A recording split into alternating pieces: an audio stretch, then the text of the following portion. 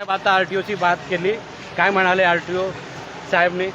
RTO साहेबने चांगल्याने उत्तर दिले. त्यांनी बोललं की ज्यांना मराठी येते त्यांना आम्ही जे आहे त्रास नाही देत आहे, पण ज्यांना मराठी नाही येत त्यांना ते जे स्लिप देत आहे ना, जसं ह्या व्यक्तीला मराठी येते म्हणून ह्याला पण एक काय ते भेटलं पाहिजे दाखला, नाही तर ह्याला कुठे कुठे थांबवलं जाईल.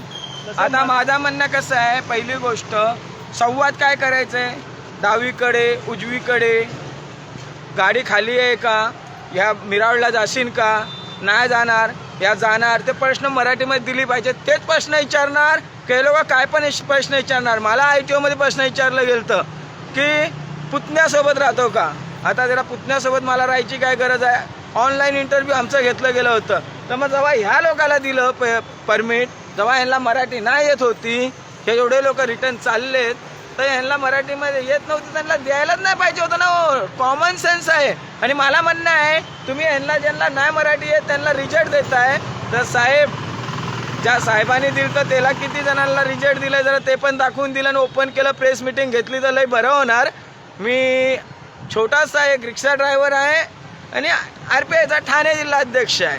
तर रिक्षावाल्यांची परेशानी जे होणार तिथे मी आवाज उचलणार.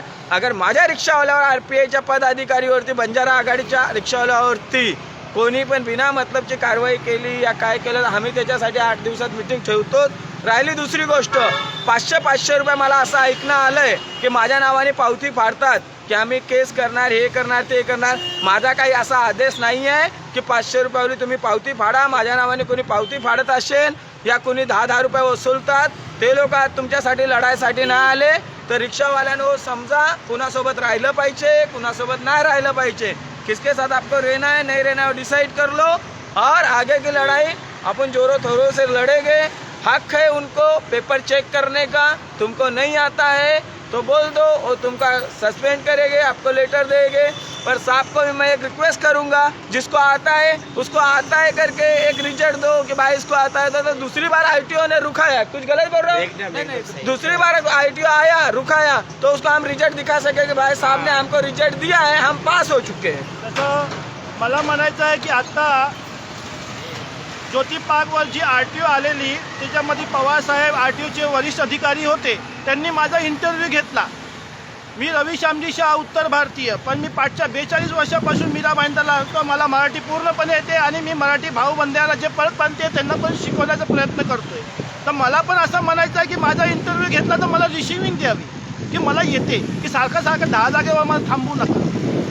धन्यवाद. जय महाराष्ट्र. आणखीन कोणाला बोलला का की 3 महिन्यानंतर लायसन्स बेस रद्द होणार की परमिट रद्द होणार? नाही नाही, पहिले तर तुम्हाला एक गोष्ट बोलू, एकाचा पण रद्द नाही होणार. का नाही होणार? का की जे केलंय ना घोटाळा, त्याच्यामध्ये ITOचे अधिकारी पण आहेत साहेब. आणि अगर एकाचा पण रद्द झाला तर मराठी बोलण्या कारण, तर त्या साहेबाला पण जे पद आहे ना, याची ड्युटी आहे ती मी खाऊन घेणार. कारण की माझे रिक्षावाले 1000, 500 या 200 नाही, 2-2 हजार या 10,000 पण एक रिक्षावाले द्यायला तयार आहेत. आणि सुप्रीम कोर्टमध्ये पण केस करायला तयार आहेत. तर मी कोणाकडनं भीक मागत बसणार नाही. माझ्या युनियनमध्ये 1100 रुपये भरून लोक जुडायला लागलेत की दादा आम्हाला तुमच्या युनियनमध्ये घ्या, आमच्यावर काय अत्याचार झाला तर आम्ही तुमच्या जोडीला उभे राहणार. आणि केस लढायसाठी पण 1000 लागो 2000 लागो, तुम्ही लढा, आम्ही तुमच्यासोबत आहेत. अशा आमच्या युनियनचे रिक्षावाले आहेत. माझ्या मीरा भाईंदरमध्ये 1100 ते 1200 रिक्षावाल्यांची नोंदणी झालेली आहे.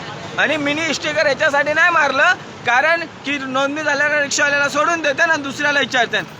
माझी तर इच्छाही आहे काही माझ्या रिक्षावाल्यावर पण कारवाई झाली पाहिजे, तेव्हा आपण मग जे व्यवस्थित असेल ते काम करू.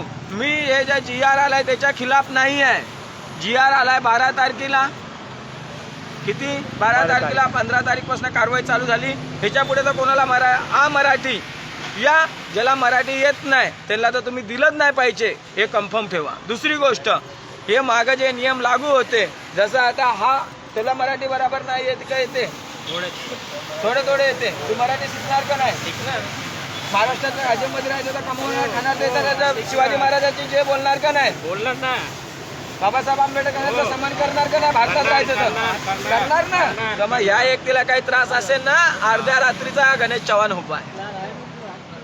आणि दुसरी गोष्ट, काही लोकांनी बोललं आम्ही नाही बोलणार, आम्ही नाही बोलू, तर तशा लोकांशी माझं काही घेणं देणं नाही. तशा लोकांशी म्हणजे जे बोलतो ना, मराठी मी शिकणारच नाही महाराष्ट्रामध्ये राहून. तर मी तशा माणसांचा साथ नाही देणार. महाराष्ट्रात राहता, तुम्हाला येत नाही तर आम्ही शिकू हे पण तुम्ही नाही बोलू शकत. जेव्हा तुमच्या बाप्पानी तुम्हाला नाही पाळलं ना, तर काका तर महाराष्ट्राला बोलता ना, तर मग जेव्हा काकानी जसं जन्म देणाऱ्यापेक्षा पाळणारा मोठा असतो, तर महाराष्ट्राने तुम्हाला पाळलं हे सैन करा आणि महाराष्ट्राची बोली भाषा शिकायची कोशिश करा. मी हे मानू शकतो हे टाइम लई कम होता, तुम्हाला येत नाही, पण मी पुढे शिकतोय हे तुम्ही बोललं पाहिजे. मी शिकणार नाही हे जे बोलत असेल मी त्याचं समर्थन करत नाही, का मी पण एक महाराष्ट्रीयन आहे.